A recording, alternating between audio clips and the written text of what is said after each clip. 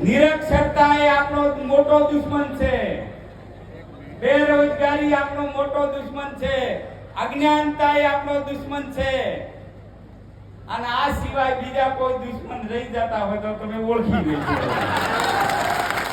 એટલે આપ સૌને, સમગ્ર સમાજને, સમાજના પરિવારને, આ વિસ્તારની જનતાને, ગુજરાતની જનતાને મારા તરફથી નવા વર્ષની ખૂબ શુભેચ્છાઓ પાઠવું છું.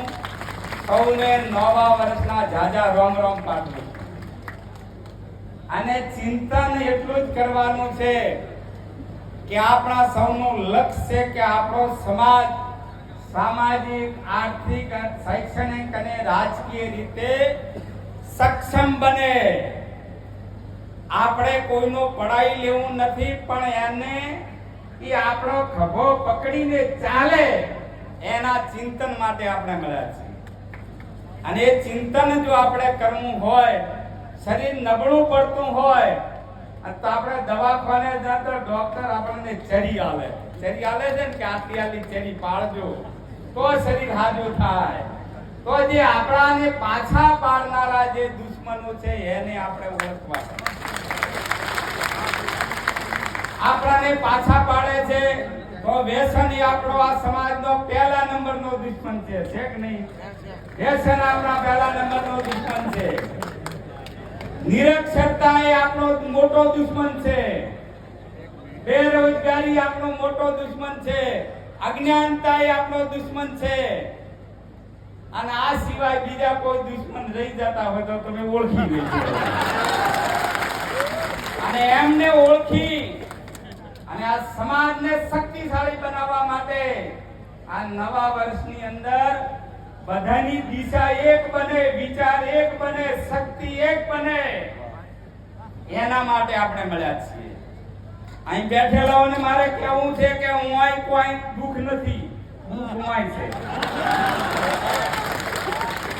આ તો જ્યારે જે સમાજનો માણસ લડે એટલે તૂટી જ પડે છે, ખાધા પીધા વગેરે, પણ આપણે વેચવામાં પણ એટલે આ દુઃખ ઊભું થયું. એટલે મારી વિનંતી છે કે નવા વર્ષની અંદર મોયે એક થવું છે ને મોયે એક થવું છે. એ સમયની માંગ છે, એ સમયની માંગ છે. શ્રીમદ ભગવદ ગીતામાં કૃષ્ણ ભગવાન ખુદે કહ્યું છે કે સમયની માંગને અનુરૂપ જે મનુષ્ય પોતાની જીવન વ્યવસ્થા ગોઠવશે એની હંમેશા પ્રગતિ થશે, સુખી થશે. તો સુખી થવું હોય તો સમયની એ માંગ છે કે આ એક દિશામાં વિચારે ને આ એક દિશામાં વિચારે, આખો સમાજ એક દિશામાં વિચારે તો આવતીકાલ તમારી છે. એને દુનિયાની કોઈ તાકાત રોકી ન શકે. મારી આપને વિનંતી છે કે ગુજરાતની અંદર અલ્પેશભાઈ ગુજરાતમાં અમારા કરતા વધારે ફરે છે.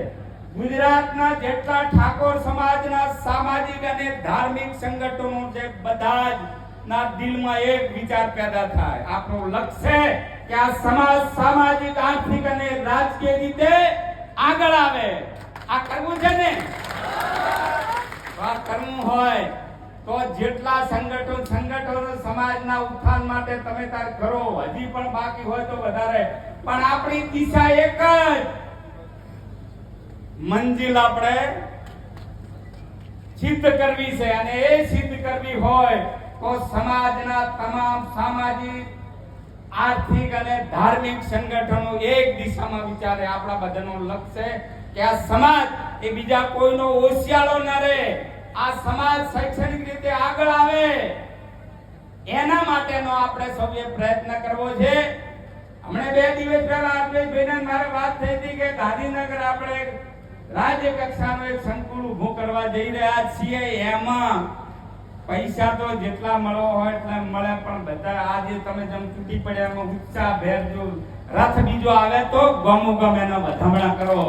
અને એક રાજ્ય લેવલનો શૈક્ષણિક સંકુલ ઊભો થાય. ઉત્તર ગુજરાતની વાત છે તો આ વાત થઈ હતી કે પાટણ એ ત્યાં યુનિવર્સિટી છે, તો ઉત્તર ગુજરાત માટે પાટણની અંદર પણ આ સમાજનો શૈક્ષણિક સંકુલ ઊભો થાય.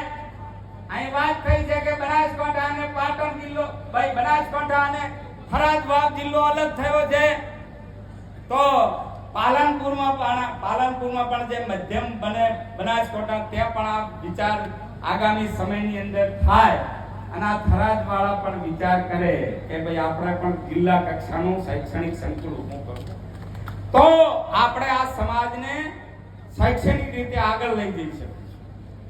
આ વાત કરવી પડે ને, તો એ કરવાનું જવાબદારી આપણા સૌની હોય.